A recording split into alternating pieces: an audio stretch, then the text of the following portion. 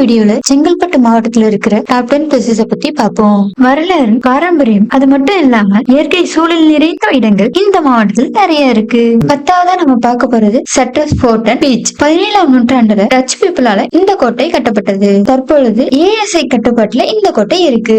9ஆவதா நம்ம பார்க்க போறது முதலியார் குப்பத்துல இருக்கிற போட் ஹவுஸ். படகு சவாரி மட்டும் இல்லாம நிறைய வாட்டர் ஸ்போர்ட்ஸுக்கும் நல்ல இடமா இந்த இடம் இருக்கு. இந்த இடத்தை ரெயின் டிராப் போட் ஹவுஸ்னு சொல்றாங்க. 8ஆவதா நம்ம பார்க்க போறது crocodile பேங்க். 8.5 ஏக்கர் அளவு இருக்கிற இந்த இடம் தான் இந்தியால இருக்கிற மிகப்பெரிய புலிகள் பாதுகாப்பகம்.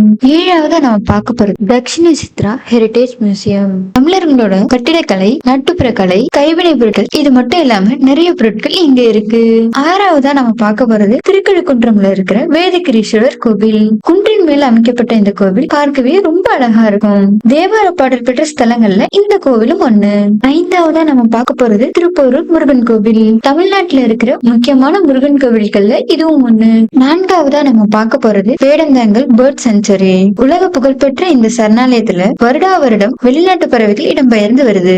3ஆவதா நம்ம பார்க்க போறது மேல்மருவத்தூர் ஆதிபராசக்தி அம்மன் கோவில். தமிழ்நாட்டுல இருக்கிற முக்கியமான அம்மன் கோவில்கள்ல இதுவும் ஒண்ணு. தினமுமே ஆயிரக்கணக்கான மக்கள் இங்க வந்து தரிசனம் செய்யறாங்க.